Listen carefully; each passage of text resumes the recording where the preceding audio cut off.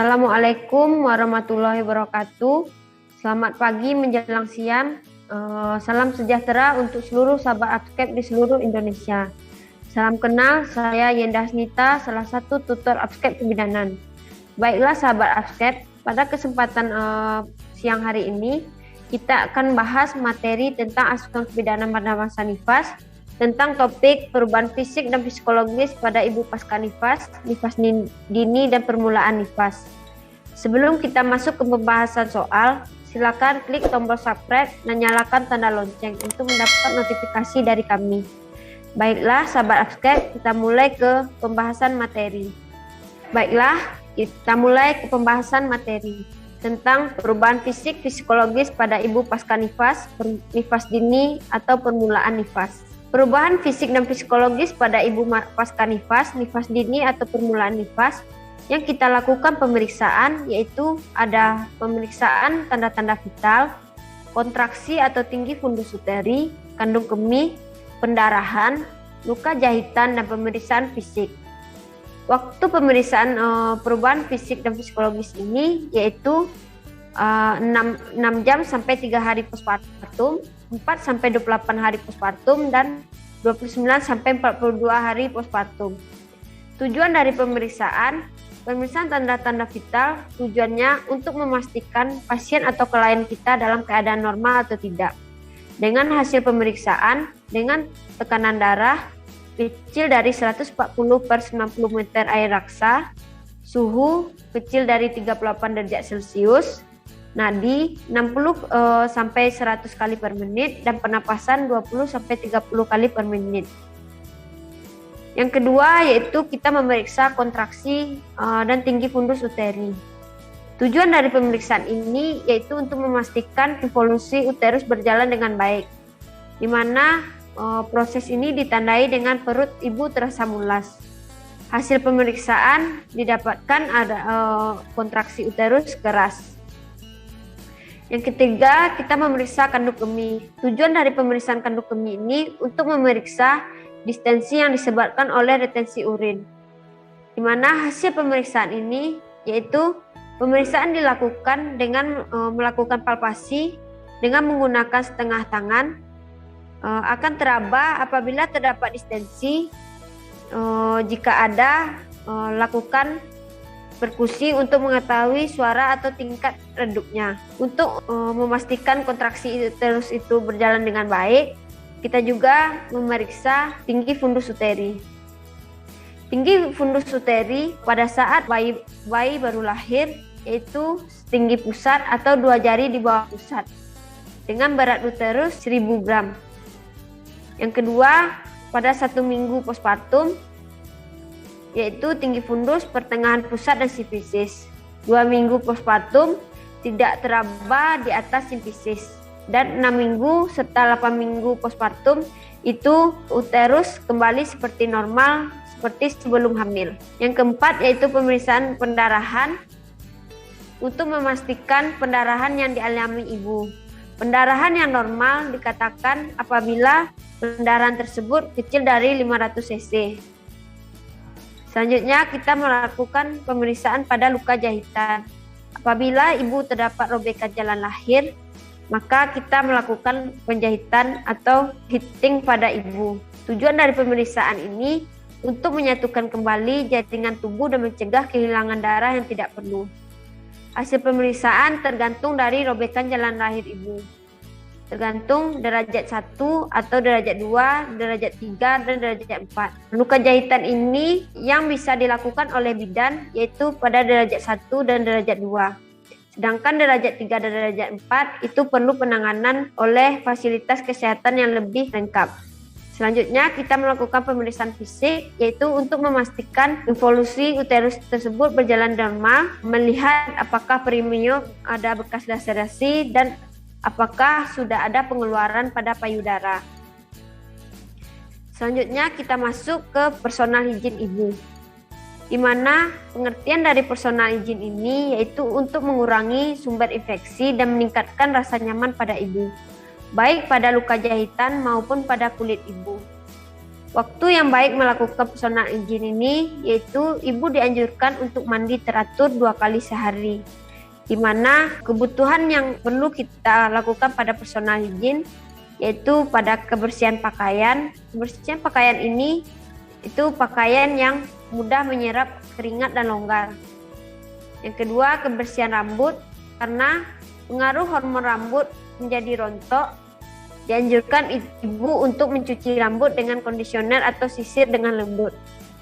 Yang ketiga yaitu kebersihan kulit, berguna untuk mengurangi jumlah keringat pada ibu yang berlebihan. Maka ibu dianjurkan untuk mandi lebih sering agar tetap kering. Selanjutnya kebersihan vulva dan sekitarnya, itu akibat dari robekan jalan lahir.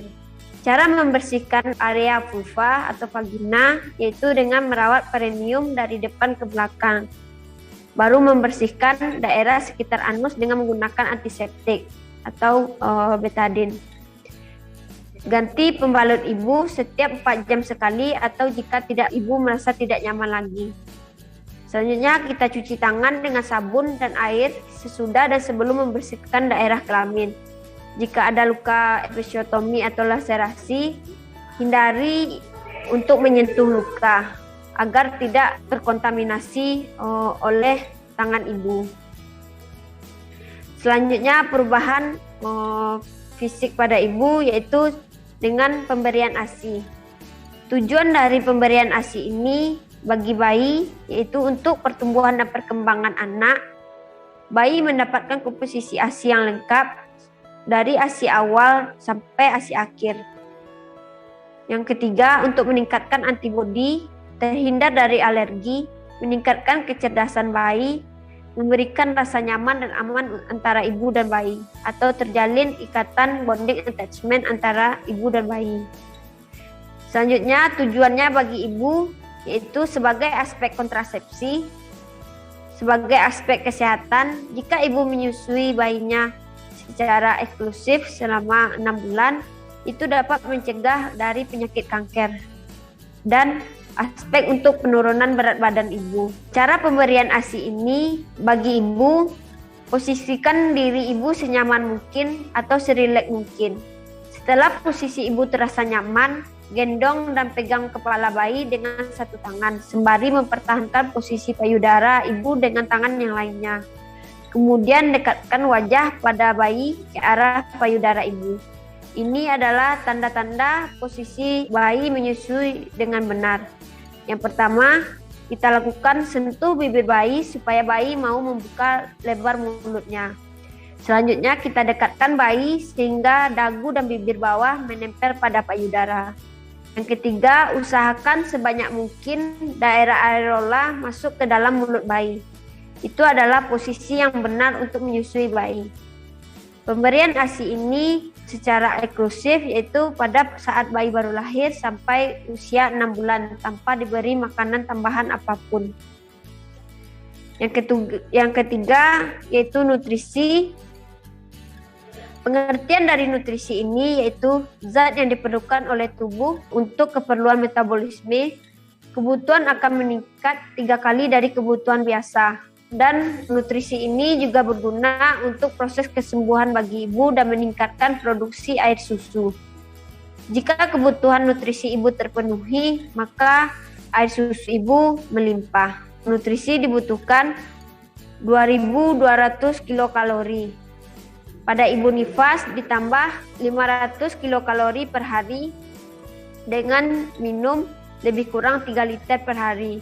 Ditambah kapsul vitamin A 200.000 unit. Fungsi dari nutrisi ini sebagai sumber tenaga atau energi yang didapat dari karbohidrat. Berguna untuk pembakaran tubuh, pembentukan jaringan baru, dan bisa didapatkan dari beras, sagu, jagung, tepung terigu, dan ubi. Selanjutnya, sumber pembangun yang kita dapatkan dari protein yang berguna untuk pertumbuhan dan pergantian sel-sel yang rusak atau mati. Ada 2 kategori protein, yaitu protein hewani dan protein nabati. Protein hewani ini kita dapat dari ikan, udang, kerang, kepiting, daging ayam, hati, telur, susu, dan keju. Sedangkan protein nabati didapatkan dari kacang tanah, kacang merah, kacang hijau, kedelai, tahu, dan tempe. Selanjutnya sebagai sumber pengatur dan pelindung yang kita dapatkan dari mineral, vitamin, dan air. Gunanya untuk melindungi tubuh dari serangan penyakit dan sebagai pengatur kelancaran metabolisme dalam tubuh. Sumbernya dari jenis sayur-sayuran dan buah-buahan. Tujuan dari nutrisi ini untuk membantu memulihkan kondisi fisik ibu, meningkatkan daya tahan tubuh terhadap infeksi, dan memulai proses pemberian ASI eksklusif yang diberikan selama 6 bulan. Selanjutnya perubahan fisik, yaitu perubahan pada mobilisasi.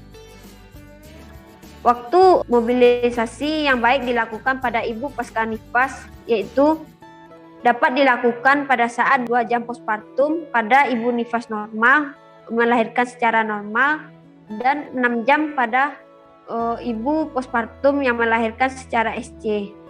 Cara melakukannya yaitu dengan membimbing ibu untuk bangun dari tempat tidurnya. Ibu postpartum diperbolehkan bangun dari tempat tidurnya lebih kurang 24-48 jam setelah melahirkan, di mana anjuran bagi ibu untuk melakukan mobilisasi yaitu dengan miring ke kanan atau ke kiri, lalu duduk dan kemudian baru berjalan. Tujuan dari mobilisasi ini pada ibu pasca nifas yaitu untuk melancarkan pengeluaran lokea, mengurangi infeksi puerperium. Pemeriksaan penunjang pada ibu pasca nifas ini yaitu pemeriksaan HB untuk melihat apakah ibu tersebut anemi atau tidak, dan pemeriksaan pada protein urin ibu. Selanjutnya pemeriksaan psikologis pada ibu masa nifas. Perubahan psikologis pada ibu masa nifas ini menurut Reva Rubin dibagi atas 3, yaitu fase taking in, fase taking hold, dan fase letting go. Kita bahas satu persatu. Fase taking in atau periode ketergantungan, di mana waktu terjadi fase taking in ini yaitu pada 1-2 hari setelah melahirkan. Hal yang harus diperhatikan pada fase taking in ini yaitu ibu masih berfokus pada dirinya sendiri.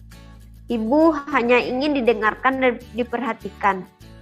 Tenaga kesehatan harus menggunakan pendekatan yang empatik terhadap ibu. Dan gangguan fisiologis akibat dari fase taking in ini yaitu kekecewaan karena tidak mendapatkan apa yang diinginkan. Contohnya, ibu mengharapkan anaknya laki-laki tetapi yang dilahirkan ibu anak perempuan. Ketidaknyamanan akibat perubahan fisik, contohnya pada saat ibu sebelum hamil, payudara ibu tugasnya belum menyusui bayinya. Sekarang sudah menyusui bayinya. Rasa bersalah suami atau keluarga yang mengkritik ibu tentang cara merawat bayi tanpa memberikan dukungan. Itu adalah gangguan fisiologis yang dialami ibu pada fase taking in. Bila tidak mendapat dukungan atau support dari keluarga, maka fase taking in ini akan berlanjut ke fase taking hold, yaitu berlangsung pada hari ke-3 sampai hari ke-7 setelah melahirkan. Di mana hal yang harus diperhatikan yaitu timbul rasa khawatir akan ketidakmampuan dan rasa jawabnya dalam merawat ibu. Perasaan ibu lebih sensitif, mudah tersinggung dan marah. Perlu dukungan moral untuk menumbuhkan kepercayaan diri ibu. Dan untuk tenaga kesehatan dapat memberikan penyuluhan dan pendidikan kesehatan seperti cara merawat bayi yang baik, cara menyusui yang benar, cara merawat luka jahitan, senam nifas, pendidikan kesehatan tentang gizi dan nutrisi, istirahat dan kebersihan diri. Jika tidak teratasi, maka masuk ke fase letting go, yaitu periode menerima tanggung jawab akan peran barunya. Terjadi pada hari ke-7 setelah melahirkan. Hal yang harus diperhatikan yaitu terjadi peningkatan akan perawatan diri dan bayinya, ibu sudah mulai menyesuaikan diri dengan ketergantungan bayi. Akan lebih percaya diri dalam menjalani peran barunya dan diperlukan dukungan suami dan keluarga. Jadi perubahan psikologis pada masa nifas ini yaitu ibu sangat membutuhkan dukungan dari suami maupun keluarga. Kita masuk ke senam nifas. Senam nifas dilakukan pada hari pertama melahirkan sampai minggu ke-6. Sebaiknya senam nifas ini dilakukan di antara waktu makan. Dimulai dengan mengerjakan 5 kali latihan untuk setiap gerakan. Setiap minggu dinaikkan jumlah latihannya sebanyak 5 kali, lebih banyak dan minggu ke-6 sebanyak 30 kali. Manfaat dari senam nifas ini yaitu membantu memperbaiki sirkulasi darah, memperbaiki sikap tubuh dan punggung setelah melahirkan, memperbaiki tonus pelvis atau panggul dan peregangan otot abdomen, memperbaiki dan memperkuat otot panggul, dan membantu ibu untuk lebih rileks dan segar pasca melahirkan. Cara melakukan senam nifas ini yaitu ibu dianjurkan tidur terlentang dengan lengan di samping, menarik otot perut sambil menarik nafas. Tahan nafas ke dalam dan angkat dagu ke dada. Tahan sampai hitungan ke-5. Lalu ulangi sebanyak 10 kali. Untuk memperkuat tonus otot jalan lahir dan dasar panggul, maka dilakukan latihan Kegel atau senam Kegel. Berdiri dengan tungkai, dirapatkan, kencangkan otot-otot panggul dan tahan sampai hitungan ke-5. Lalu kendurkan dan ulangi sebanyak 5 kali. PWS KIA KF1, 2, dan 3. Ini yang kita lakukan pada saat kunjungan pada masa nifas, kunjungan rumah pada saat masa nifas. Kunjungan pertama yaitu KF1 yaitu dilakukan 6 jam sampai 3 hari pasca salin.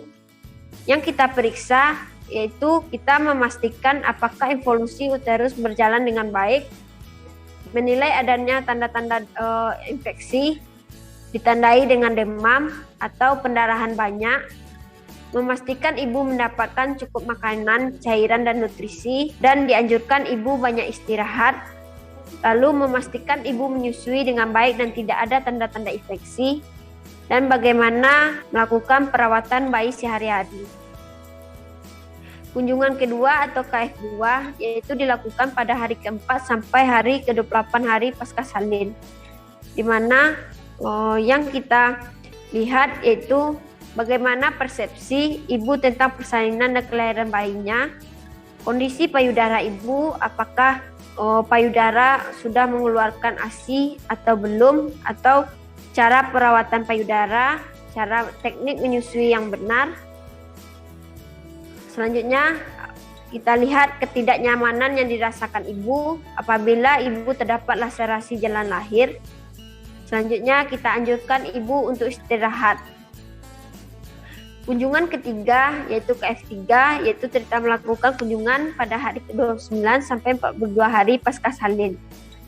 Ini yang kita tanyakan bagaimana permulaan hubungan seksual ibu dengan suami.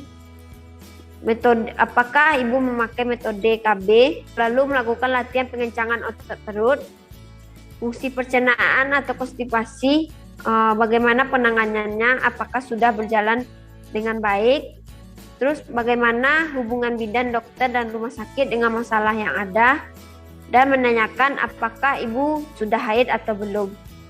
Itulah yang kita lakukan pada kunjungan PWS KIA kunjungan 1, 2, dan 3. Kita masuk ke lokea.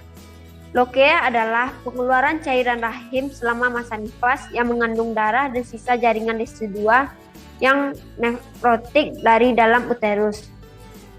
Lokea ini tersusun dari eritrosit, pelepasan DSD2, sel epitel, dan bakteri. Ada 4 lokea yaitu lokea rubra atau lokea cruenta, terjadi pada 1-3 hari postpartum, berwarna merah, berisi darah segar dari jaringan sisa-sisa plasenta, dinding rahim, lemak bayi, lanugo, dan mekonium bayi. Selanjutnya lokea sanguinolenta terjadi pada 4-7 hari postpartum, Warnanya berwarna merah kecoklatan double lendir. Lochia serosa terjadi pada 8 sampai 14 hari postpartum.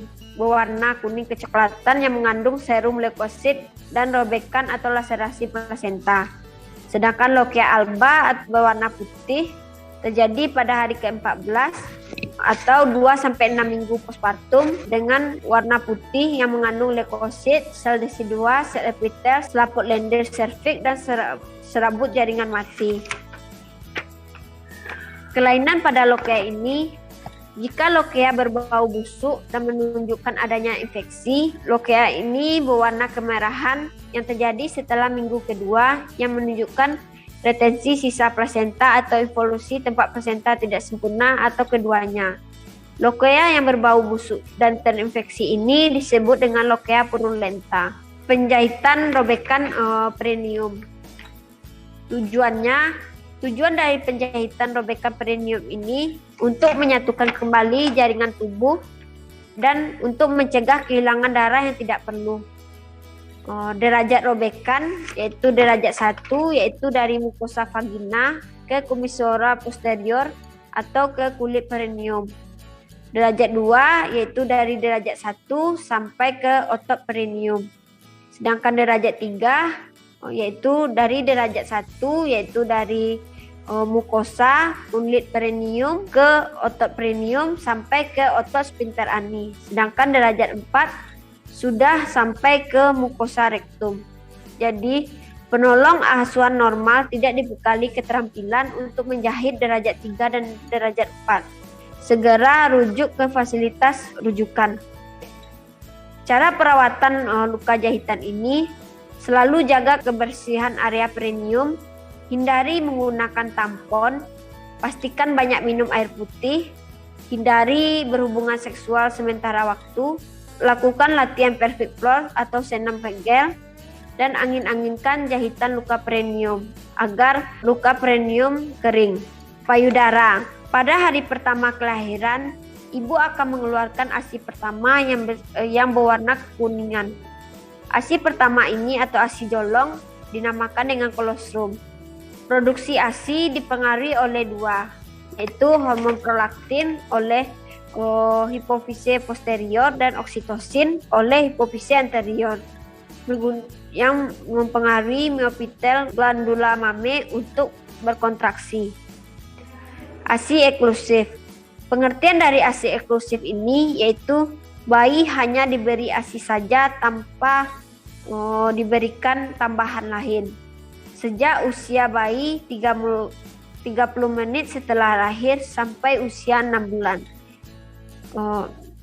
Sejak usia 30 menit ini yaitu pada saat dilakukan inisiasi menyusui dini sampai usia 6 bulan tanpa tambahan cairan lain seperti susu formula, sari buah, air putih, madu, air teh, dan tanpa tambahan makanan padat seperti buah-buahan, biskuit, bubur, susu, bubur nasi, dan nasi tin. ASI yang pertama keluar atau kolostrum yang berwarna kekuningan tadi adalah susu yang dihasilkan oleh kelenjar susu dalam tahap akhir kehamilan dari beberapa hari setelah kelahiran bayi. Kolostrum manusia warnanya kekuningan dan kental yang dihasilkan 0-48 jam pertama setelah melahirkan. Kolostrum ini mensuplai berbagai faktor kekebalan seperti faktor imun dan faktor pertumbuhan pendukung kehidupan dengan kombinasi zat gizi nutrien yang sempurna untuk menjamin kelangsungan hidup bayi, pertumbuhan dan kesehatan pada bayi baru lahir. Selanjutnya perawatan payudara. Perawatan payudara tujuannya yaitu memelihara higien payudara agar tetap bersih, melenturkan dan menguatkan puting susu. Payudara yang terawat akan memproduksi ASI yang cukup. Puting susu tidak akan lecek sewaktu dihisap oleh bayi, melancarkan aliran ASI, mengatasi puting susu datar atau terbenam. Jadi perawatan payudara ini kita lakukan pada hari kedua setelah melahirkan. Minimal dilakukan 2 kali dalam sehari. Cara perawatan payudara ini yaitu dengan menempelkan kapas yang sudah diberi minyak kelapa atau baby oil selama lebih kurang 5 menit lalu kita bersihkan. Tempelkan kedua telapak tangan di antara kedua payudara. Lalu pengurutan dimulai dari arah ke atas, lalu ke samping, lalu ke bawah. Tangan kiri menopang payudara kiri, lalu 3 jari kanan membuat gerakan memutar sambil menekan mulai dari pangkal payudara sampai pada puting susu, atau sebaliknya. Satu tangan menopang payudara, sedangkan tangan yang lain mengurut payudara dengan sisi kelingking dari arah tepi ke arah puting susu. Lakukan sebanyak 30 kali. Selesai dari pengurutan tersebut, payudara disiram dengan air hangat dan dingin bergantian lebih kurang 5 menit, lalu keringkan dengan handuk bersih. Itulah pembahasan materi kita pada mata kuliah asuhan kebidanan pada masa nifas, dengan topik perubahan fisik dan psikologis pada ibu pasca nifas, nifas dini atau permulaan nifas. Semoga bisa dipahami dan dimengerti. Assalamualaikum warahmatullahi wabarakatuh.